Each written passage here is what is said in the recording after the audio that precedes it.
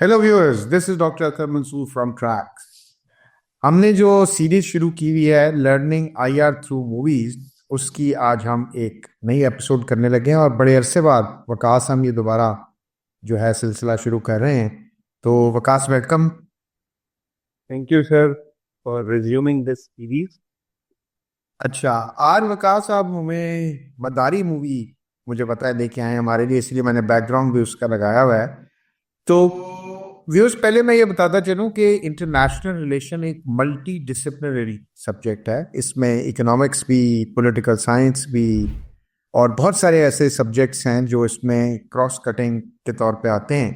तो आज की जो मूवी है ये वकास हमें इंटरनेशनल रिलेशंस के ओवरऑल जो बड़ा लेंस है उसी से बताएंगे। लेकिन मेरा ख्याल है आज वकास इसके अंदर थोड़ा कई कॉन्सेप्ट्स के अंदर जब डेल डीप करेंगे तो पॉलिटिक्स के भी शायद कोई कॉन्सेप्ट बीच में जरूर आएंगे। खैर, एनीवे वकास, ये बताएंगे मूवी क्यों सिलेक्ट की आपने, बता दी। Sir, thank you.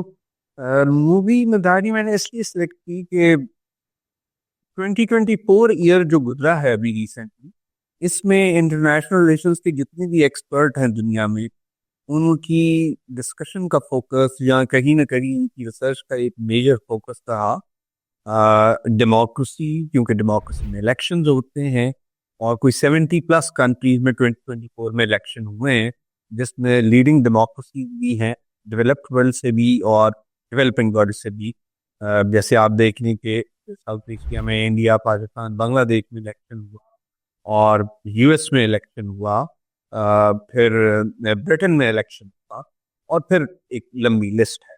तो जहां जहां इलेक्शन हुआ है तो डेमोक्रेसी को असेस करने की कोशिश की गई है, उसके इम्पैक्ट को समझने की कोशिश की गई है। तो लर्निंग आईआर थ्रू मूवीज की जो सीरीज है, उसमें मैं ये बताता चलूं कि पॉलिटिकल साइंस जो है दैट्स अ मदर प्लेटफॉर्म और mother subject. Even IR come out from political science. earlier it was part of political science, but after Second World War it turned as a separate discipline in the social sciences. But ये movie मैंने इसलिए select की कि हम क्योंकि neighbour हैं दुनिया की लार्जेस्ट डेमोक्रेसी जिसका नाम इंडिया है, और ये भी एक क्वेश्चन अक्सर स्टूडेंट्स के जहन में आता है कि इंडिया को largest democracy of the world क्यों कहा। तो मैं क्विकली बता दूं कि इंडिया की जो 78 ईयर की एज एन इंडिपेंडेंट नेशन की जो लाइफ स्पैन है, इसका जो सफर है एक आज़ाद रियासत के तौर पे, उसमें इनके यहाँ क्योंकि कभी कोई मिलिट्री कू नहीं हुआ, फौजी मदाखलत नहीं हुई, और एक इमरजेंसी का फेस था इंदिरा गांधी के दौर का, वो भी कॉन्स्टिट्यूशनल इमरजेंसी थी। और वहाँ पर हुकूमतें चाहे जैसी भी हैं, लेकिन वो अवामी इंतखाबात और वोट और नुमाइंदगी से ही इलेक्ट होके आती हैं, और सिविलियन सुप्रीमेसी का एक जो रोल है वो रहा है। तो इस वजह से इंडिया को largest democracy of the world कहते हैं। प्लस इंडिया की जो पॉपुलेशन का साइज है और जो स्टेट का साइज है, उसकी वजह से भी ये largest democracy of the world है। सेकंड आता है US, largest democracy in the world, and third है आई थिंक इंडोनेशिया। तो इस वजह से कहा जाता है। अब देखिए, इंडिया हमारा नेबर भी है, हमारे इस ट्रैक्स का जो प्लेटफॉर्म है, हमें इंडिया में देखा भी जाता है, और हम इंडिया की डिफरेंट परस्पेक्टिव पे, जैसे कि टाटा ग्रुप देखते, मुकेश अंबानी के बेटे की वेडिंग देख, फिर इंडियन इंफ्रास्ट्रक्चर 1 एंड 2 देख लें, तो हम इंडिया में वीडियोस करते रहे। पॉलिटिकल जॉनरा में बॉलीवुड की जो मूवीज हैं उनमें मेरी फेवरेट मदारी ये मूवी है जिस पे आज हम बात करेंगे। और इस वक्त मैंने इस मूवी को सिलेक्ट इसलिए किया और आपसे रिक्वेस्ट की कि आप इसे कंसिडर करें हमारी इस सीरीज के लिए, क्योंकि 2024 में डेमोक्रेसी का जो वर्ड है वो सबसे ज्यादा रिसर्चर्स और एनालिस्ट के लिए अहम रहा है, क्योंकि इलेक्शन हुए और इंडिया में इलेक्शन। लेकिन जिस तरह से थ्योरी और प्रैक्टिकल का फर्क होता है कहीं ना कहीं, इस बात को सभी जानते हैं। इसी तरीके से फर्स्ट वर्ल्ड में डेमोक्रेसी का प्रैक्टिकल वर्जन और उसका थ्योरेटिकल वर्जन कैसा है, और जो डेवलपिंग वर्ल्ड है या जो थर्ड वर्ल्ड रही है उसमें डेमोक्रेसी का प्रैक्टिकल वर्जन कैसा है, फर्क क्या है। तो हम इस मूवी के जरिए फर्क समझेंगे डेमोक्रेसी का कि डेवलपिंग वर्ल्ड या थर्ड वर्ल्ड में डेमोक्रेसी किस तरह से चल रहा है। तो इसलिए मैंने मदारी। चलें, ये तो आपने बड़ा अच्छा लॉजिक दिया कि आपने मदारी का सिलेक्शन इस मूवी की क्यों की। और क्योंकि India largest democracy of the world है, और डेफिनेटली यहाँ पे जो इलेक्टोरल पॉलिटिक्स है वो एक उसके अपने डायनामिक्स हैं जिसके तहत ये काम कर रही होती है। तो अभी ज़रा थोड़ी सी ज़रा डिटेल अगर आप बनाए बताएं इनको व्यूअर्स को, तो मेरा ख्याल है ज़रा ज़्यादा अच्छे तरीके से इनको समझ आ जाएगी कि डेवलपिंग कंट्री में डेमोक्रेसी कैसे अनफोल्ड होती है, कैसे उसके डायनामिक्स क्या हैं। तो जरा काइंडली वो तो बताइए। अच्छा सर, उससे पहले अगर आप मुझे इजाजत दें, मैं इस मूवी की स्टोरी कोई की बता दूं, फिर हम आते हैं कॉन्सेप्ट वाली साइड। हाँ चलें, मेन स्टोरी पहले बता दें क्विकली, जरा 1-2 मिनट, फिर आगे इसके कॉन्सेप्ट की तरफ। मदारी मूवी जो है, इसमें अगेन स्टार जो है वो भी मेरा फेवरेट खान खान, लेट खान। और दो मेन इसमें रोल जो प्ले हुए, एक जिमी केरगिल ने प्ले किया है, वो पुलिस ऑफिसर है। और एक मेरे और आपके मुश्तरका दोस्त हैं, यहाँ पे नाम नहीं लूंगा, he is also PSP officer in Pakistan. तो 2016 में ये मूवी रिलीज हुई। तब वो क्रिमिनोलॉजी और इंटरनेशनल लॉ की कुछ क्लासेस मेरे पास भी पढ़ा देते थे रिक्वेस्ट पे। तो मुझे एक मेरी स्टूडेंट ने कहा कि सर आप ये मूवी देखी, इसमें वो जो सर आपके पास आते हैं क्रिमिनोलॉजी पढ़ाने ना, तो एक पुलिस ऑफिसर है, वो दिखता भी उनकी जैसे, और मुझे लगता है कि शायद उनकी अप्रोच भी उनकी। फिर मैंने उन्हें भी सजेस्ट की, and he watch the movie, and he said कि आपको ठीक बताया गया था। है इस मूवी में ये होता है कि इरफान खान एक मिडिल क्लास, जो वर्किंग मिडिल क्लास होती है, बड़ी स्ट्रगल करती है, इसमें सिंगल पेरेंट दिखाया गया है, देता है, वो बेटे को रोजाना स्कूल छोड़ने जाता है और उसे अपने बेटे से बड़ा प्यार। लेकिन एक ब्रिज कोलैप्स करता है, तो उसमें बहुत सारे लोगों की डेथ होती है, जिसमें इस बेचारे का बेटा भी था। लेकिन क्योंकि इसकी पूरी जिंदगी इसके बेटे के गिर्द घूमती है, इसकी बीवी भी से छोड़ के जा चुकी हुई होती है अपने करियर प्लान की वजह से, तो ये बहुत सेंटिमेंटल हो जाता है, और ये अपने अंदर जो इंतकाम की एक आग होती है, रिवेंज की ना, उसको अपने टेक स्किल्स के साथ ब्लेंड करके यूटिलाइज करता है, इंडियन सिस्टम को, डेमोक्रेसी के सिस्टम को झंझोड़ने के लिए, हिलाने के तहलका मचा। करता ये है कि ये होम मिनिस्टर, जो सर्विंग होम मिनिस्टर होता है, सिटिंग होम मिनिस्टर इंडिया का, ये उसके बेटे को देहरादून, जो कि एक हिल स्टेशन लाइक सिटी है जैसे हमारे यहाँ अहमदाबाद है, तो देहरादून में एक बोर्डिंग स्कूल में इसका बेटा पढ़ता है होम मिनिस्टर का, ये वहां से उसे किडनैप करता है, ये पूरी स्ट्रेटजी बनाता है। और फिर क्योंकि ये टेक ओरिएंटेड बंदा होता है, इसको पता होता है कि मैंने किस तरह से इंटरनेट यूज करना है, किस तरह से सेल यूज करनी है, कहाँ पे मूवमेंट को मैंने, सिस्टम को जो है धोखा देना है।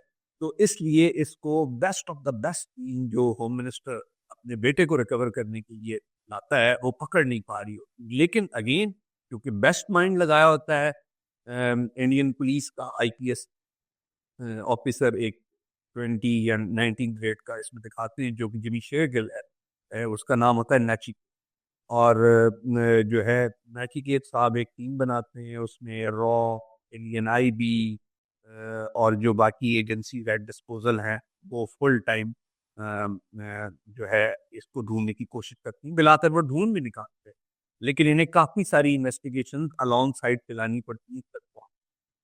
मूवी का एंड कुछ इस तरीके से होता है कि उसने जो मिनिस्टर का बेटा किडनैप किया होता है, वो वापस उसको दिल्ली ले आता है अपने घर, और वो मिनिस्टर को बुलाता है अपने घर, और वो ब्रिज का जो डिजाइन जिस चीफ इंजीनियर ने अप्रूव किया था उससे बुलाता है, और वो बुलाता है जो रूलिंग पार्टी जिसमें दिखाई जाती है उसके एक मिनिस्टर को, प्लस वो बुलाता है कॉन्ट्रैक्टर।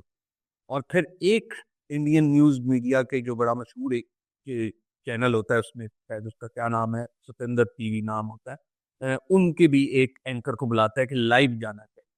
अब यहाँ पे चूंकि बच्चे को उसने गन पॉइंट पे, पॉइंट ब्लैंक पे लिया होता है, तो जाहिर सी बात है उसका बाप डरते हुए आ जाता है, और बाकी भी आ जाते हैं कि ये बच्चे को मार ना दे, और नाची किए तो बाकी सारे कॉर्डन करके बिल्डिंग को नीचे। इन शॉर्ट ये कि वो कहता है कि मुझे तुमसे ना पैसे चाहिए, ना रिलीफ चाहिए, ना मुजरिम चाहिए, मुझे सिर्फ तुमने सच बोलना है कि ऐसा क्यों हुआ, और अपने क्या कहते हैं वो सच, वो लाइव जाना चाहिए, ये उसकी डील हो। और फिर उसका बाप बताता है, अब मैं व्यूअर्स को बताता चलूँ जो पाकिस्तानी व्यूअर्स हैं या जिन्हें ये चीज़ समझ नहीं आती, उन्हें चाहिए कि ये इंग्लिश सबटाइटल के साथ मूवी, क्योंकि इसमें कुछ वर्ड्स हिंदी के ऐसे हैं जो शायद उन्हें समझ ना है। फॉर इंस्टेंस, हिंदी में करप्शन को भ्रष्टाचार कहा जाता है और करप्ट को भ्रष्ट कहा जाता है। तो मिनिस्टर साहब बताते हैं कि हाँ, तुम ठीक कह रहे हो कि गवर्नमेंट यानी सरकार जो है वो भ्रष्ट है, यानी करप्ट है, ये ठीक। गवर्नमेंट इज फॉर करप्शन, यानी सरकार भ्रष्टाचार के लिए है, ये ठीक। वो मिनिस्टर से ये भी बताता है कि ये जो रूलिंग एलीट है, पार्टी कोई भी हो, हम सबके मफादात एक ही जैसे होते हैं। और हम ऑपोजिशन में हो तो हमें पता चल जाता है गवर्नमेंट की तरफ से कि कौन सी जमीन पे हाईवे बन रही है, सबसे पहले जमीनें खरीदनी है आम लोगों से, फिर बेचनी है, उनका दाम बढ़ जाता है, वगैरह वगैरह। ये जो एक पॉलिटिकल इकॉनमी। अब इस मूवी के अंदर वो जो नचिकेत होता है, उसका एक सबॉर्डिनेट होता है, उसकी उसके साथ कन्वर्सेशन अक्सर दिखाई गई है। तो वो अपने सबॉर्डिनेट को बताता है कि ये जो हमारे जैसे मुल्क है, वहाँ पे आइन कानून, आइन कॉन्स्टिट्यूशन, लॉ सिस्टम, डेमोक्रेसी, ये सब चीज़ें जो हैं आम आदमी या गरीब आदमी या मिडिल क्लास वाले स्ट्रगलिंग लोगों के लिए होती हैं। ये रूलिंग एलीट या पॉलिटिकल एलीट के लिए नहीं होती। और ये आम आदमी फिर इसको अपनी किस्मत समझ के इस तरह से कबूल कर लेते हैं कि अगर उनका अपना बच्चा किडनैप हो जाए या मर जाए तो शायद वो किस्मत समझ के, नसीब समझ के सह जाएंगे, लेकिन उनसे फिर टॉलरेट नहीं होता कि जो उनकी हिफाजत के लिए टॉप रैंक ऑफिशियल या इलेक्टेड लोग हैं, अगर उनका हो जाए तो वो इसको माफ कर देंगे। फिर विद इन इंडियन सिस्टम जो लेग पुलिंग वाली पॉलिटिक्स होती है, ऑपोजिशन वर्सेस द गवर्नमेंट, को भी इसमें बहुत अच्छा एलैबोरेट किया गया है। फिर मीडिया को अंदर अंदर कैसे कवर करने की कोशिश की जाती है कि खबर ना फैले, को बहुत अच्छा दिखाया गया है। इन शॉर्ट बात ये है कि एक टर्म यूज की जाती है पॉलिटिकल साइंस में, इलिबरल डेमोक्रेसी। इलिबरल डेमोक्रेसी उन डेमोक्रेसीज को कहा जाता है जो बज़ाहिर थ्योरेटिकली और किसी हद तक प्रैक्टिकली प्रैक्टिसेस में ऐसी हैं जैसी प्रैक्टिसेस डेवलप्ड वर्ल्ड में डेमोक्रेसी है, बट उन प्रैक्टिसेस का आउटकम जो पब्लिक है उसकी फेवर में कभी भी नहीं होता। एक सर्टन जो एलीट का सर्कल है, उसी को ही उसकी का फायदा हो रहा हो। तो पूरी मूवी बेस्ड ही इस पे है कि डेमोक्रेसी तो है, लोग वोट तो डालते हैं, उनके इलेक्टेड लोग तो आते हैं, कभी इस पार्टी पे कभी उस पार्टी पे, बट ये सिस्टम इतना करप्ट हो चुका हुआ है कि इससे आम आवाम को कोई फायदा नहीं होता। इसलिए किसी का बच्चा मर जाए, किसी के पेरेंट्स मर जाएं, किसी का बहन भाई मर जाए, तो सुपर एलीट को इतनी फिक्र नहीं पड़ती। इनको तब ही फर्क पड़ता है जब इनकी अपनी फैमिली के ऊपर कोई बात आए। तो एक आम आदमी का इंतकाम दिखाया गया है पूरे निज़ाम के साथ, और उस निज़ाम का नाम है जमहूरियत यानी डेमोक्रेसी। ये है एक मूवी की समझ। ठीक है। चले विकास, जरा क्विकली दो तीन लेसन्स बता दें कि इसके जो व्यूअर्स हैं उनके लिए लेसन्स क्या हैं इसमें, इस मूवी में।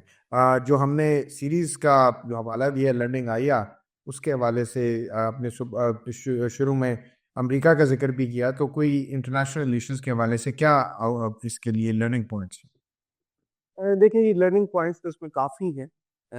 इसमें सबसे बड़ा लर्निंग पॉइंट ये है कि आपको डेमोक्रेसी की थ्योरी एंड प्रैक्टिस का फ़र्क नज़र आता है, और ये फ़र्क वाज़े नज़र आता है कि डेवलप्ड वर्ल्ड में और डेवलपिंग वर्ल्ड में डेमोक्रेसी किस तरह। दूसरा इसमें लर्निंग आउटकम ये है कि सिस्टम जो है वो इटसेल्फ एक बहुत ताकतवर चीज होती है। वो एक स्टेटस को बनाता है, और उस स्टेटस को कोई एक इंसान बदल नहीं सकता।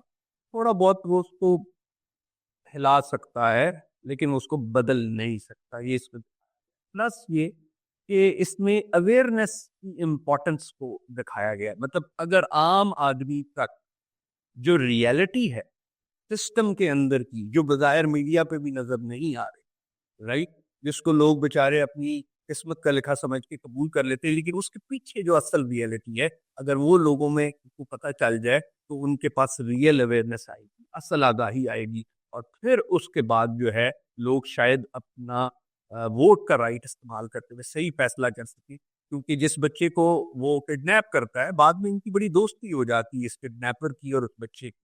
तो वो जाते हुए बच्चा जब अपने बाप के साथ जा रहा होता है और उसे पुलिस गिरफ्तार कर लेती है इरफान खान को, तो वो बच्चा कह के जाता है कि 15-20 साल नहीं लगेंगे लोगों को समझने, लोग जल्दी अब समझ जाए। यानी जो काम इसने किया इरफान खान ने इस पूरे उसमें, वो बच्चा ही उस चीज को अप्रिशिएट कर रहा होता है कि अवेयरनेस लोगों में जल्दी आ रही है। फिर सबसे बढ़कर ये इस चीज में इसमें दिखाया गया है कि डेमोक्रेसी की परफेक्ट सिस्टम नहीं है, राइट। वो जो कहते हैं ना, gun never matters, man behind the gun.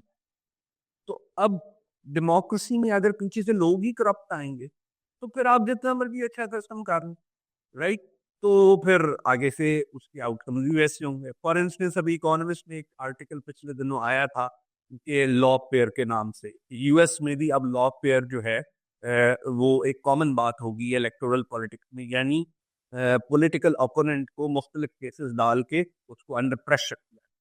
अब देखा जाए तो ये डेवलप्ड वर्ल्ड में एक नई चीज है जो कि उनके सिस्टम के ऊपर सवाल तो उठाती है कि जहाँ पे इतना रिफाइंड जस्टिस सिस्टम है वहां पर इस किस्म की पॉलिटिकल ओरिएंटेड केसेस कैसे हो रहे हैं। ट्रम्प की एग्जांपल हमारे सामने है, बट अगेन उनके यहाँ जो 3 पिलर्स ऑफ स्टेट में उनकी बाउंड्री इंटरमिक्स या इंटरमिंगल्ड नहीं है, वो अपना काम कर रही है अपनी डोमेन में। जब हम इसी चीज को ले आते हैं डेवलपिंग वर्ल्ड में तो यहाँ पर हम देखते हैं कि बिहाइंड द सीन जो है बहुत ज्यादा इन्फ्लुएंस एक्सर्ट कर किया जा रहा होता है, और वो यूजुअली एग्जेक्टिव के जरिए किया जा रहा होता है, कभी लेजिस्लेचर के ऊपर, कभी जुडिशरी के ऊपर, और जो स्टेट की रॉ पावर होती है वो एग्जीक्यूट भी एग्जेक्टिव के ही जरिए होती है, जिसमें पुलिस और डिस्ट्रिक्ट एडमिनिस्ट्रेशन और ये, दैट इज लाइक, आपको पता ही है कि थर्ड वर्ल्ड में लोग ब्यूरोक्रेट्स भी जो है secretary of science and technology बनना तो पसंद नहीं करते इतना, बट होम सेक्रेटरी बनना बहुत पसंद करते हैं। तो ये मूवी इसमें ये सब कुछ दिखाया गया है, तो लर्निंग हाउ, ये बाकी बहुत अच्छी मूवी है। It's thriller suspense movie. अगर किसी को सस्पेंस जॉनरा पसंद है तो वो एक दफा चल इस मूवी को ऑन करें, आप पूरा देख के ही इसे बंद करें। चले चले जी Waqas, thank you so much. आपने दोबारा ये जो सिलसिला दोबारा हमने थोड़ा सा इसको ब्रेक लिया हुआ था, इसको दोबारा रिज्यूम कर दिया है हमारे व्यूअर्स के लिए। और मेरा ख्याल है बहुत सारे लेसन आपने बता दिए और बड़े अच्छे तरीके से मूवी की समरी भी कर दी है। तो जिन्होंने नहीं देखी वो ज़रूर इस मूवी को देखें और इस एंगल से देखें कि इसमें लर्निंग आउटकम्स क्या हैं, नॉलेज एनहेंसमेंट के हवाले से। बिकॉज मूवीज़ एंटरटेनमेंट का तो सोर्स होती हैं, लेकिन मूवीज़ नॉलेज का सोर्स भी होती हैं। और स्पेशली ये लर्निंग। यस, तो ये ज़रूर इस तरह कीजिए। और viewers, thank you so much for watching this video. Stay tuned for more joint tracks.